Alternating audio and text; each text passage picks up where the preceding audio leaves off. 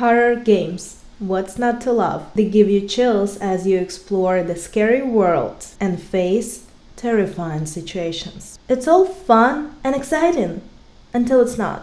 Until it feels real. Sometimes a horror game isn't just made up, it's inspired by real events. And in this video, we're gonna talk about 10 horror games based on true stories. Hi, I'm Alina. Welcome to or welcome back to my channel.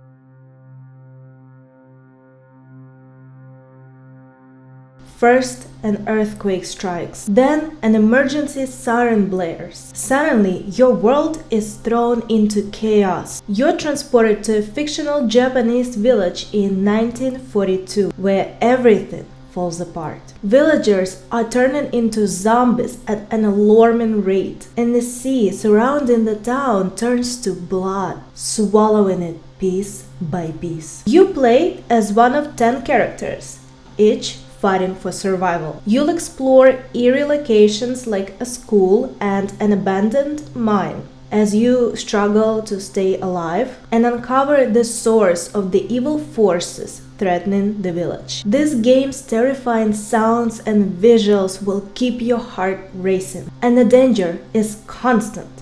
Everything can change in an instant. This is the world of Forbidden Siren, a zombie horror game that was inspired by a chilling real-life event, the Tsuyama Massacre. The game even references this tragedy through the main character, Kiyoya Suda, who visits the village of Hanuda because of a story about a soldier who killed 33 people, the same number of victims as the real-life massacre. Here's the real story. Mutsuo Toi, a 21-year-old man from the village of Kayo near Tsuyama in Japan, had a difficult life. He was born into a wealthy family, but tragedy struck early. His parents died of tuberculosis, and his remaining family left him with little but the same disease. The only bright spots in his life were his love for his grandmother and sister, but even they didn't stay. His sister married and moved away, leaving Toi lonely and turning to crime novels for comfort.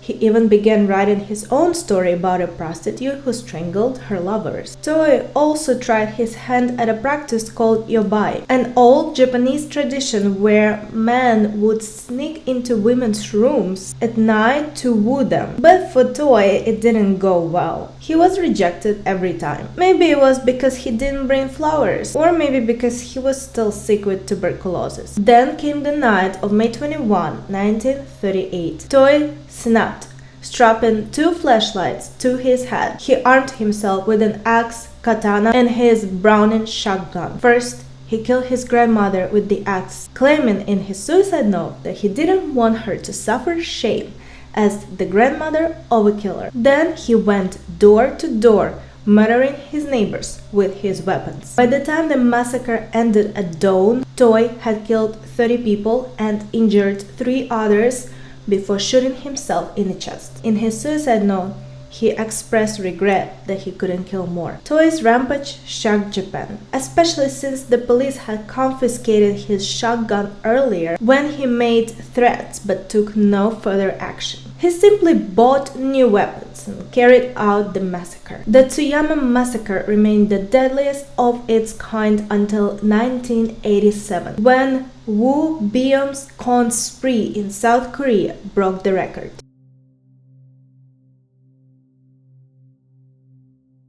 On March 12, 1938, Renee, a 16-year-old girl, had her life completely changed. Her only mistake was not knowing her place in the world. This is part of the description of the Town of Light, a game inspired by the real Volterra psychiatric hospital in Volterra, Italy. In the game, you explore the asylum's halls, solving puzzles while learning about Renee's traumatic time there through animated stories. To solve the puzzles, you study drawings and writings on the walls, which are based on the actual graffiti and messages from the real asylum. The Volterra Psychiatric Hospital opened in 1888, closed in 1978, was famous for its harsh conditions and outdated psychiatric practices. At its peak, it housed up to 6 6,000 patients, many subjected to cruel treatments like electroshock therapy and insulin-induced comas. The Ferry Pavilion, a section for judicial cases, was particularly grim,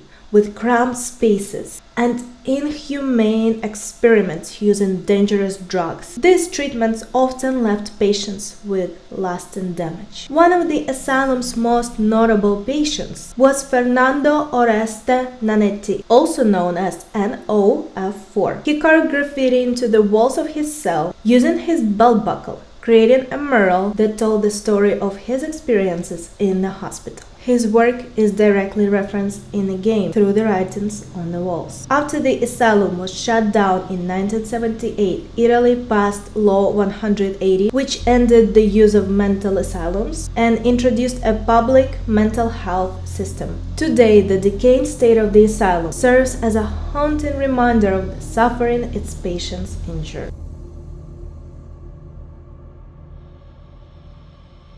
Visage is a first-person psychological horror game where you explore a mysterious house that keeps changing. The game moves at a slow pace and has a creepy atmospheric feel, with environments that are both strangely familiar and deeply unsettling. It's designed to give players a genuinely terrifying experience. This is based on Visage's description from its Steam page. In the game, you unlock different chapters that tell the stories of the people who lived in a house before. Visage might be one of the scariest and best horror games out there. But what makes it even creepier is that some of the stories are actually based on true events. The first chapter, Lucy's story, is based on a real-life case of Annalise Michel. Annalise's story also inspired The Exorcist and has been adapted into other horror stories over time. Annalise Michel was diagnosed with temporal lobe epilepsy when she was 16. After that, her mental health got worse despite psychiatric treatments and medications. She started experiencing hallucinations and had suicidal thoughts. Her condition made her feel angry and disgusted by religious objects like crosses and Bible verses, which scared her religious family. By 1975, her family believed she was possessed by demons and asked the Catholic Church for an exorcism. Meanwhile, her symptoms grew worse. She had seizures, claimed to hear voices telling her she would rot in hell, and refused to drink or eat normal food. Instead, she only consumed her urine and bugs she found. In 1976, she died of malnutrition and dehydration. After her death, her parents and the priests who performed the exorcism were charged with negligent homicide. Doctors argued that her symptoms were psychological, not demonic. However, the church defended its practices, claiming they were legal and that people have right to their religious beliefs. After a heated legal battle, all charges were dropped, and her parents were not punished. What's your opinion? Do you think Annalise was truly possessed? Or was she suffering from a psychological illness? The last chapter of Visage, Dwayne's story, is said to be loosely based on the MK Ultra project. In this real-life case, one of the lead scientists on the project supposedly suffered from delusions and paranoia after being exposed to his own experiments. We'll explore this case further.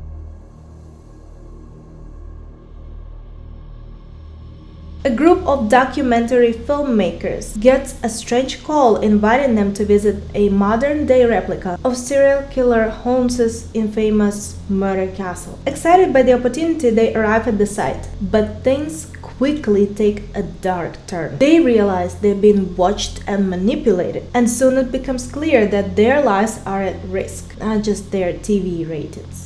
This is the premise of The Devil in Me, a video game inspired by Holmes, often called America's first real-life serial killer. The game lets players escape the dangers of Holmes' traps, something his real-life victims couldn't do. Holmes became famous for his murder castle during the 1893 Chicago World's Fair. He was thought to have killed up to 200 people. However, modern research paints a different picture. Author Adam Seltzer argues that Holmes likely killed closer to 9 people. The higher number came from a sensationalized 1940 book. Contrary to the myths, Holmes didn't lure random strangers to his hotel. Instead, he targeted people he knew. His building wasn't a functioning hotel at all. It was a part of a scam to cheat suppliers and investors. Even so, the building itself, with over 100 rooms covering an entire city block, resembled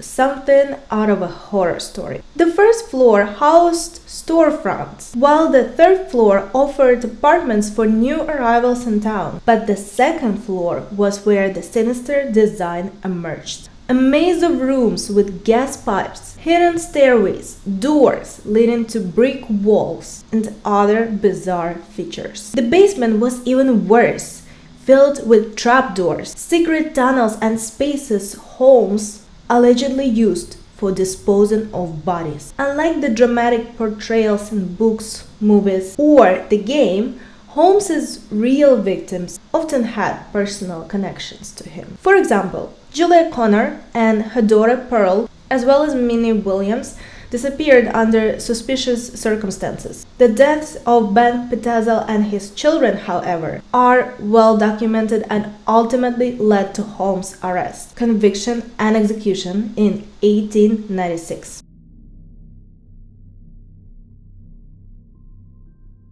Welcome to Granny. In this game, Granny traps you in her house and you have to find a way to escape. Be very quiet though. She hears everything. If you drop something, she'll come running. You can hide in places like wardrobes or under beds to stay safe. Now, let's talk about Tamara Samsonova. She was born in 1947 in Uzhur, Russia. People used to call her sweet as sugar, which is ironic since sweetness is also how mustard gas smells before it kills you. Tamara graduated from Moscow State Linguistics University, moved to St. Petersburg, and married a man named Alexei. Life seemed normal until Alexei suddenly went on what Tamara called a spontaneous vacation in 2000. The police asked her about it but found no evidence of wrongdoing, so they let it go. After that, Tamara lived alone and picked up some unsettling hobbies. She started renting out her apartment to roommates, but none stayed long. Her bad temper often led to loud arguments, and one roommate, Sergei, disappeared without a trace in 2003. No one noticed much as most of her tenants left quickly anyway. But Tamara's fondness of axes and trying new foods took a dark turn. She reportedly got rid of Sergei in a gruesome way, with some parts even being eaten. By 2015, at age 70, Tamara decided to renovate her apartment. During this time, her neighbor Valentina let her stay on her couch. However, a small fight over dishes escalated. Tamara's solution? She added a drug called phenazepam to Valentina's food. After Valentina died, Tamara cut her into pieces and boiled her head and fingers to make her unrecognizable. The police eventually linked Tamara to several unsolved disappearances, including Sergei. One roommate, Volodya, was lucky to survive after narrowly avoiding her poisoning attempts. At her trial, Tamara stayed cheerful, laughing alone with the court's decisions, and even blowing kisses to the cameras. Why? Because she wanted to be remembered as a serial killer. As she said, she'd been preparing for this moment for years.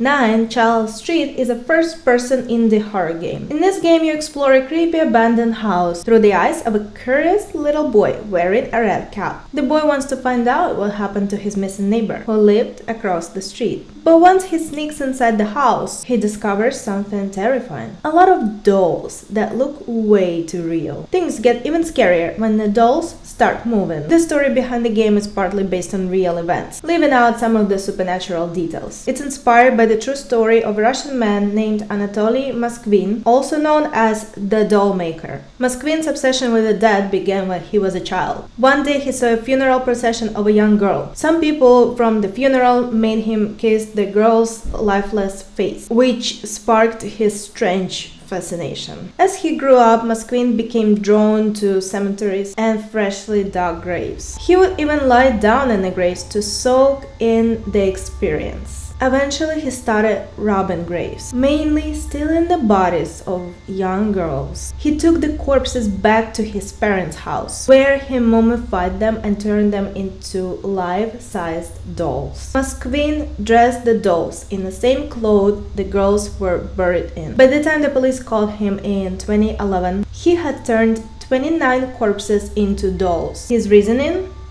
He said he loved children and wanted kids of his own. He treated the dolls like they were alive, sitting them in front of the TV to watch cartoons, singing to them and reading them books so they could play like they used to when they were alive. It's a disturbing story, and the game 9 Charles Street draws inspiration from that.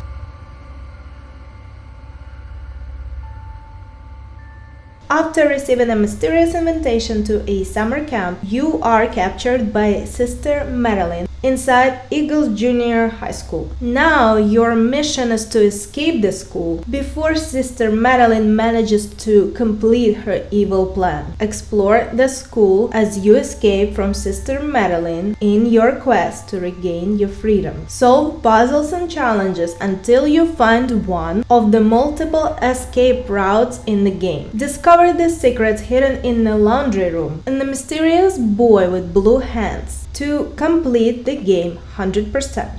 And that is an official Google Play description. The evil nun became known as a crazy rip-off of Granny, which we already talked about. And similar to Granny, it's also based on a real horror story. Marie Hargreaves was just 6 years old when she was given to a convent. What was supposed to give her and her brother better living conditions than that with her family became a disastrous nightmare that would traumatize her for years to come. Fortunately, her brother was placed in a different area and was spared from the same treatment. This convent was run by a nun named Isabel O'Brien, our Sister Madeline in the game, who would ritualistically beat Marie or encourage the other girls in the convent to beat her with wooden cloth hangers. Every girl who tried to escape from the prison would be tied to the bed after being dragged back by her hair. The girls were also made to do chores and basically do free labor for the Roman Catholic Church, and would be woken up at 6 a.m. sharp every morning. Marie was beaten if she spoke without permission, didn't finish her food, or simply looked at the nun the wrong way. She was also told that she was an orphan and her parents had died and abandoned her to live there. If the mental and physical abuse wasn't enough, the 12 and 13-year-old girls that surrounded her also sexually abused her. However, she didn't recognize it as such until she got out a few years later. Sister O'Brien had been complained about multiple times before to the Catholic Church, but nothing had been done. Marie ended up speaking out and writing a book about her experience called The Convent, but at that point the evil nun had died and no justice could be served.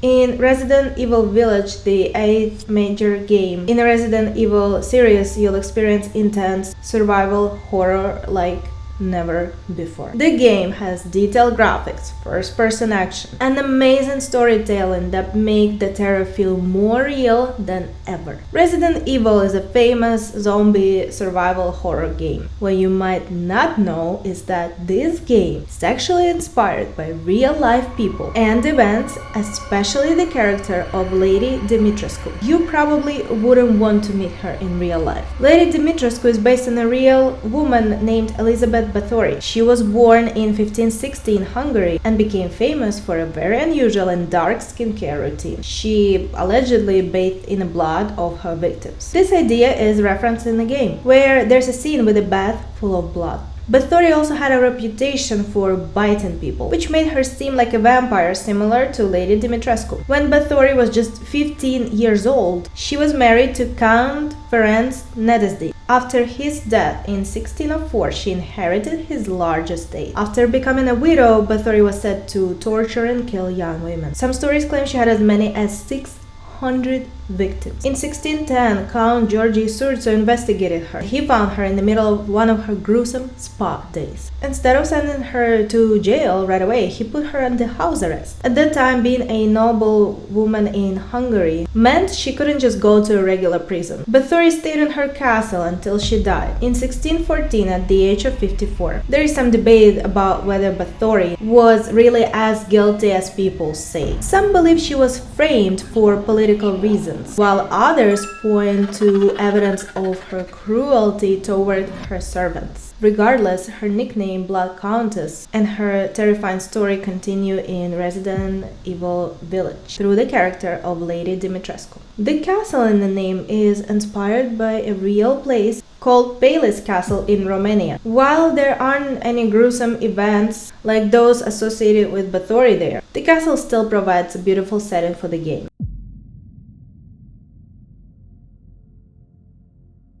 In Outlast, you play as an investigative journalist named Miles Upshur, who explores the Mount Massive Asylum and tries to survive long enough to uncover its terrifying secret. The game is inspired by the true story of Mount Massive Asylum in the mid-1900s. This asylum was involved in one of the most disturbing secrets ever exposed by powerful governments. It's a story that not many people know about, even though it made the news, went to the Supreme Court, and had a movie about it. The project behind the story was called MK Ultra. It was secretly carried out by both the US CIA and Russia to experiment with mind control. The project was said to be a new form of treatment, tested on Canadians, Americans, and possibly Russian civilians as well. The experiments were mostly done in psychiatric hospitals and prisons, where the symptoms could be dismissed as insanity. Mount Massive Asylum was one of the main places where the experiments took place.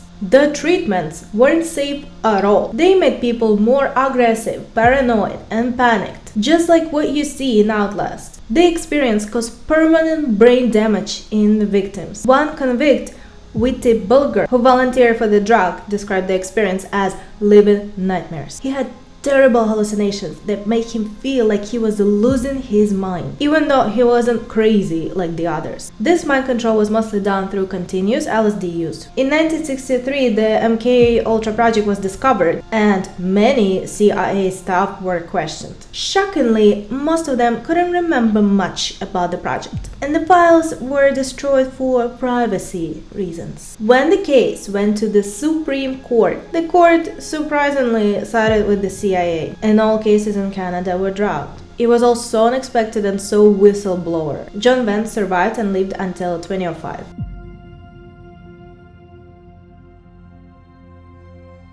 Outlast 2 introduces you to Sullivan North and his followers, who left the rest of the world behind to create Templegate, a town hidden deep in the wilderness. Nath and his group believe the end of the world is coming, and they're preparing for it. You find yourself right in the middle of their plans. While Outlast 2 may not be as good as the original Outlast or Whistleblower, and if you disagree, you're wrong, it's still inspired by a real-life event, the Jonestown Massacre. In fact, the game even uses the same name for the cult, the temple. In Outlast 2, you play as someone trying to survive a village controlled by a dangerous, aggressive cult. The cult is led by a terrifying but charismatic leader. Your goal is to rescue your kidnapped wife. This is similar to the real-life Jonestown cult, which was led by Reverend Jim Jones. He had a following of 900 people, which was almost the entire population of the village in the game. Reverend Jim Jones started the People's Temple, gaining fame for his efforts in social justice and advocating for the poor. His ideas earned him political influence and followers like Angela Davis, along with support from groups such as the Black Panthers. But as more people raised concerns about the group's practices, Jones moved the cult to Guyana in South America to set up a new community called Jonestown.